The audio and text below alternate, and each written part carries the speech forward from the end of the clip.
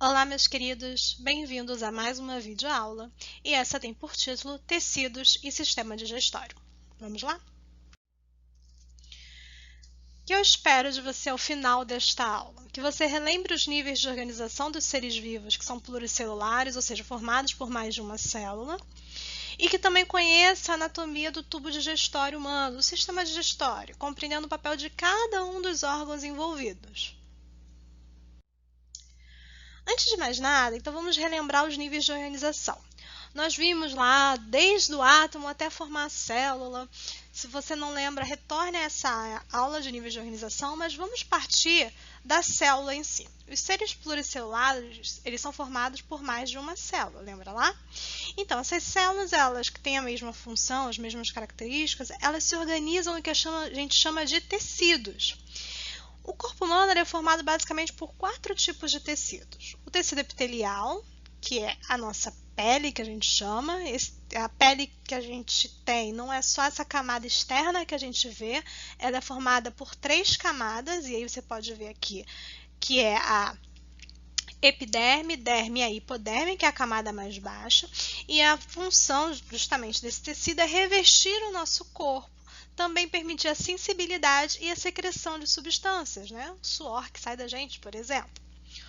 Outro tecido que a gente tem no corpo humano é o conjuntivo, que na verdade é uma diversidade de tecidos. Ele tem diversas funções, desde a sustentação, como a gente pode ver no nosso tecido ósseo aqui, o preenchimento e também o transporte de substâncias no tecido sanguíneo. Ele também é que vai formar o adipócito, que são os tecidos, as células de gorduras do nosso corpo, que vai permitir que a gente mantenha a temperatura corporal. E ele também vai formar o que a gente chama de tecido cartilaginoso, que compõe o nosso nariz, a nossa orelha, certo? Então, tecido epitelial e tecidos conjuntivos. Outros tecidos do nosso corpo, os dois últimos, são o tecido muscular e o tecido nervoso. O tecido muscular, não preciso dizer, ele vai permitir a gente fazer os nossos movimentos. Ele está bem interligado ao tecido ósseo para permitir que a gente se movimente, que a gente ande, né?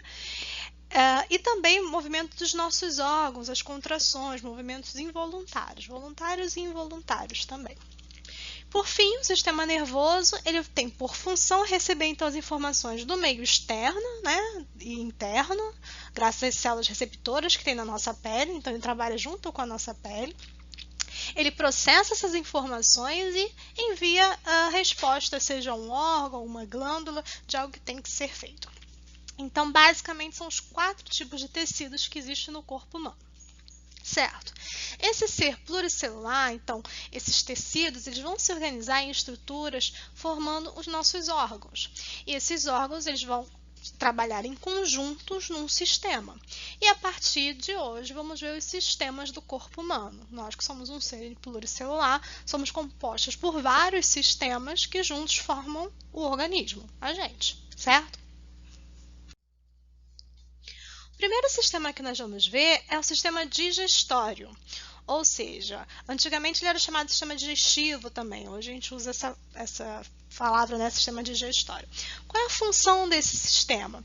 É justamente pegar o alimento, ele vai trabalhar na parte inicial da ingestão do alimento, ele vai digeri-lo para poder absorver componentes essenciais ao nosso corpo, que a gente chama de nutrientes, né? Então, é um sistema que está intimamente ligado à nossa nutrição. Você precisa entender que o sistema digestório, ele começa e termina como se fosse um encanamento de uma casa. Imagina, a água que passa pela sua casa, ela não entra na sua casa, né? Assim, a não ser que você tenha um vazamento, ela está inundando a tua casa. Mas, de forma geral, se tudo funcionar bem, ela vai começar no cano da rua e vai acabar na torneira da sua casa. E a mesma coisa acontece com o nosso sistema digestório. Por isso que a gente fala que as fezes não são excretas no nosso corpo, porque elas não passam por dentro do nosso corpo. É como se ela passasse por um tubo que está no interior do corpo. Deu para entender? Espero que sim.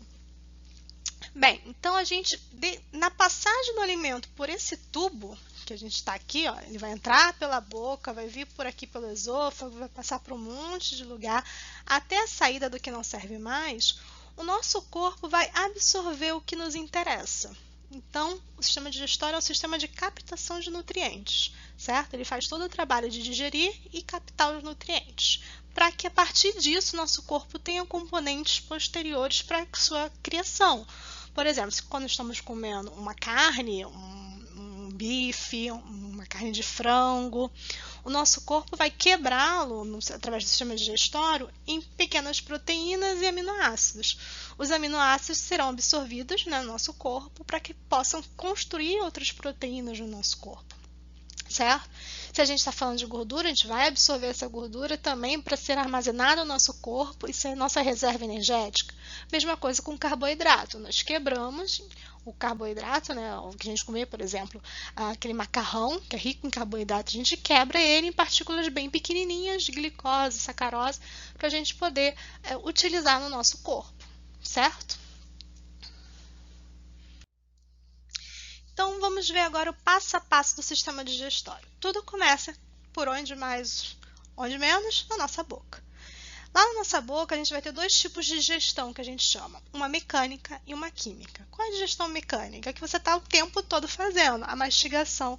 Então, o seu dente, juntamente com a sua língua, vai fazer esse trabalho de quebrar mecânica, porque ele está ali pela ação do dente, né, da prensa do dente, quebrando o alimento, triturando ele em elementos menores, para ajudar o que vem adiante. Então, por isso que é importante você mastigar muito bem um alimento, porque mais para frente a gente não vai ter tanto trabalho mecânico, a gente ainda tem um pouco no estômago, mas depois é mais um trabalho químico e de absorção. Então, você mastigar bem o alimento vai te ajudar mais tarde nos demais processos. Por isso que a gente tem que mastigar muito bem o alimento, salivar bastante esse alimento também para que ele fique emulsificado, que a gente fala, que quer dizer que ele fique bem molhado e desça mais fácil pelo nosso corpo, vamos dizer assim. Nós, seres humanos, temos um total, aproximadamente, então, 20 dentes de leite quando somos criança. A gente perde essa primeira dentição e troca para uma segunda dentição, que as pessoas falam que é de osso, mas não, na verdade, o nosso dente não é feito de osso. O material que é formado no nosso dente, na verdade, é mais resistente que os ossos que a gente conhece.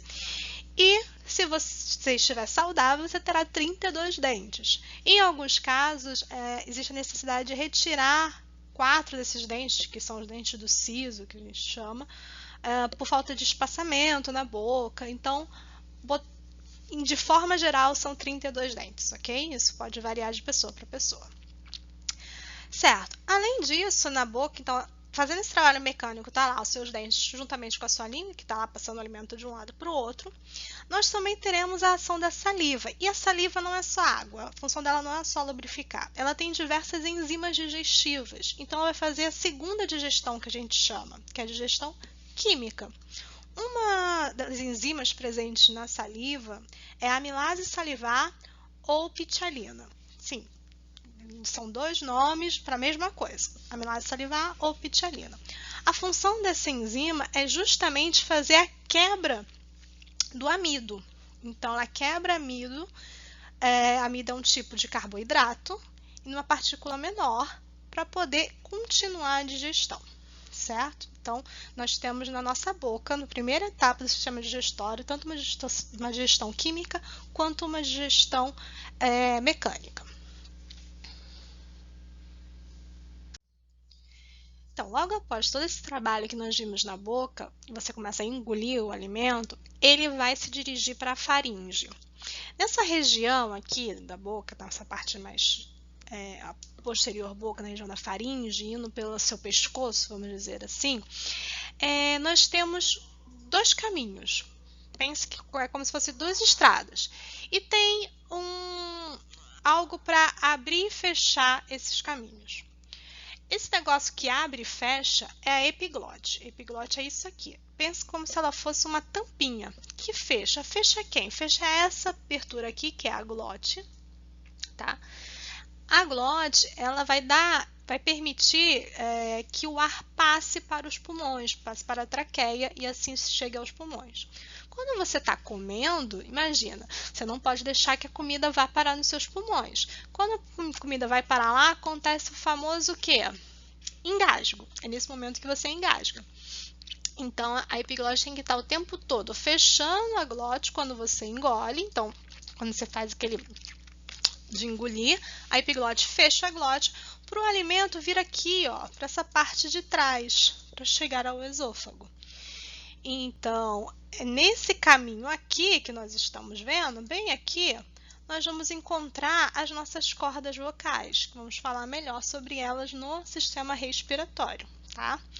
Então, você mastigou, você engoliu, a sua epiglote funcionou muito bem, ela fechou aqui a sua traqueia e o alimento seguiu em diante para o seu esôfago, para cá.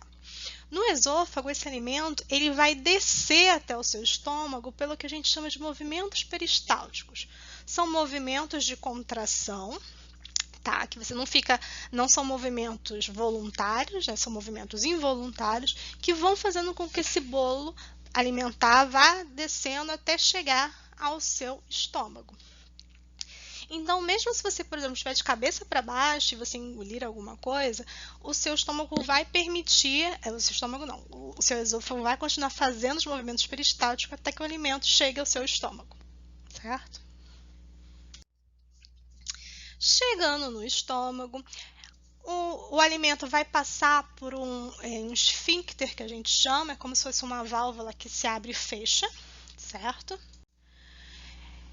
Esofágico, esse esfíncter aqui, então vai controlar a saída do alimento do esôfago até a sua chegada ao estômago. Então, ele se fecha impedindo que o alimento volte.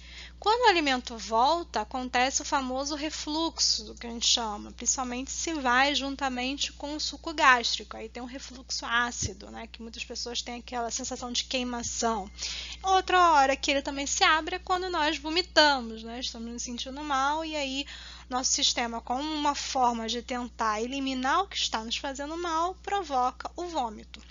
Então, os esfíncteres se abrem para que o alimento retorne. Certo, uma vez que o alimento chegue aqui no estômago, ele vai passar por um processo bem forte químico através de diversas enzimas no estômago. A principal delas é a pepsina, que é uma enzima que degrada proteínas, ou seja, degrada carne, vamos botar nesses termos. O suco gástrico é um suco extremamente ácido. Essa acidez se deve ao ácido clorídrico, que está presente nesse suco gástrico, e ele é muito ácido a ponto de digerir um músculo, uma carne. Por que ele não digere o próprio estômago? Simples, porque o nosso estômago tem um muco protetor para que esse suco não o fira. Porém, todavia, no entanto, algumas coisas podem acontecer, como, por exemplo, a famosa gastrite, que é quando o seu estômago ele perdeu em alguma parte esse muco protetor e o suco gástrico acabou por causar pequenas feridas no seu estômago, que se não forem tratadas adequadamente, poderão se tornar o que a gente chama de úlceras estomacais, né? Por isso, é muito importante que você não fique longos períodos sem comer, para o seu estômago poder estar ali, o suco gástrico o tempo todo digerindo alguma coisa, né? E ter cuidados também nos tipos de alimentos que você está ingerindo, principalmente em jejum. Se você colocar uma coisa mais ácida ainda, ou então não se alimentar e ficar um período prolongado em jejum, certo? O estômago ele também faz um processo de contração, ele é bem rígido, certo? Não vai ser como o da boca, né? Algo mais suave. E em seguida, o alimento, que agora a gente já não chama mais de alimento, o quimo, ele vai passar por um novo esfíncter, que é chamado de piloro, esse outro esfíncter que a gente vê aqui, que vai fazer com que então agora o quimo ele passe para o intestino delgado. Chegamos então ao intestino delgado. No intestino delgado, você vai encontrar uma peculiaridade que suas células são formadas por essas estruturas aqui que a gente chama de microvilosidades, que são como várias dobras na célula deles, tá vendo? São como se fossem várias perninhas aqui que elas têm. Qual é a vantagem disso? Quando o quimo chega aqui nesse momento, ele vai entrar por essas aberturas, facilitando assim, tendo uma área maior para absorção desse alimento. Então, uma grande função do intestino delgado é esse momento de absorção de nutrientes, certo? E também, logo na primeira parte desse intestino, que a gente chama de duodeno, você vai chegar ali às enzimas produzidas pelo pâncreas e também a bile, que é produzida pelo fígado. É importante ressaltar que a bile ela é produzida pelo fígado e armazenada na vesícula biliar, certo? Não é a vesícula que produz a bile. E na bile nós vamos encontrar como se fossem várias substâncias que a gente chama de emulsificantes, como são sais emulsificantes.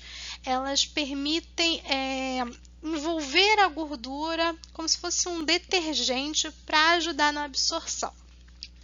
Então, uma pessoa, quando retira a vesícula biliar, ela retira essa região de armazenamento. O seu fígado, ele continua produzindo a bile, só que ela está sendo o tempo todo lançada no intestino delgado diretamente. Então, ela não fica armazenada bonitinha para quando chega o alimento em uma grande quantidade assim ajudar na digestão. Não, ela fica o tempo todo sendo ali jogada e por isso uma pessoa que retira a vesícula, ela precisa fazer uma dieta de gorduras, né? Se alimentar com menos gordura, porque o seu corpo perde essa produção extra, né? Esse acúmulo para liberação no momento necessário em que há muita gordura. Ela vai receber uma quantidade menor e com isso ela tem mais problemas de se sentir mal após uma alimentação muito gordurosa. Vai chegar também no duodeno, então, enzimas produzidas pelo pâncreas, e ali nós também vamos encontrar as células, né, de absorção do intestino delgado ali. O intestino ele tem outras partes, que é o jejum e o ilho, que também vão atuar na absorção de água e nutrientes, e chegando ao final, o que restou do alimento, né, irá agora para o intestino grosso. No intestino grosso, ele também tem algumas divisões. A parte inicial é o colo, depois o seco e o reto. O reto ele vai ter o seu fim, então, no ânus, que é um esfíncter final do sistema digestório, que é por onde eliminamos as fezes. Então, perceba que o que chegou aqui é algo que a gente não consumiu, é algo que não entrou diretamente no nosso corpo. Ele passou por um sistema e não foi aproveitado e está sendo eliminado, certo? O seco é uma região bem reduzida do intestino e ele tem um apêndice vermiforme, que não dá para a gente ver muito bem aqui na imagem. Esse apêndice é o causador da famosa apendicite. Tudo indica que o apêndice é um órgão vestigial, ou seja, um órgão que já teve uma função muito importante no nosso corpo. Hoje ele praticamente não tem função nenhuma. Alguns cientistas apontam que ele tem uma certa função no sistema imunológico, mas nada muito forte. E, infelizmente, ele, por ser essa região onde nós temos muitas bactérias e tudo mais, ele pode vir a inflamar, a infeccionar, levando à apendicite e à retirada urgente quando esse caso acontece.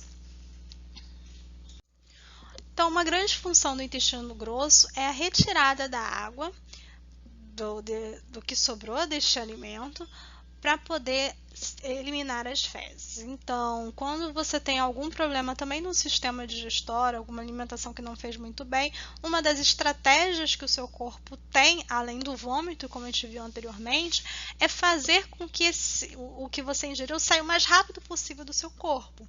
Então, ele não fica tanto tempo no seu intestino para que a água seja absorvida, ocasionando a famosa diarreia. Então, é uma outra forma do seu corpo estar tentando te ajudar. Por mais que pareça ruim, é uma forma do teu corpo tentar eliminar o que está te fazendo mal. Nesse intestino também nós encontramos uma grande quantidade de bactérias que a gente chama de microbiota do nosso corpo. No nosso corpo, de forma geral, nós temos muitas bactérias. Em número de células, se a gente for contar célula por célula, a gente tem mais células procariotas, ou seja, de bactérias, do que células do nosso corpo eucariotas. É que a gente não percebe porque as nossas células são muito maiores do que as procariotas, que são bem menorzinhas. E no nosso intestino ele é rico disso. Então, quando a gente toma aquele famoso iogurte que tem lactobacilos vivos, a gente está justamente povoando esse ambiente com micro-organismos benéficos para a gente. O famoso cheirinho que a gente sente do pum que a gente solta, na verdade, nada mais é do que a produção de enxofre por essas bactérias presentes no nosso trato digestório, presentes principalmente no intestino grosso. Essas bactérias elas são muito importantes até mesmo para a produção de vitaminas, como a vitamina K. Chegando no finalzinho, então, no reto, nós vamos encontrar dois esfíncteres. Um pouco antes, que é involuntário, que é quando a gente vai armazenando, quando ele está cheio ele se abre, e o outro mais externo que a gente começa a controlar conforme a gente vai envelhecendo, né? Como somos criancinhas ainda não temos esse controle, ele vai se desenvolvendo, que é o externo, que é o ânus, que a gente conhece como ânus. Então, as contrações internas do nosso corpo dá a vontade de defecar, né, de ir ao banheiro, e com isso nós vamos ao banheiro e abrimos esse último esfíncter para a liberação das fezes. Então, um resumo geral das principais enzimas que tem no nosso corpo. Temos várias enzimas participando desse processo digestivo. Então, na boca a gente tem a pitialina e a amilase salivar, que vão atuar na quebra do amido. Chegando no estômago, teremos a pepsina, que vai atuar na quebra de proteínas, principalmente, né? Na quebra de carnes, etc.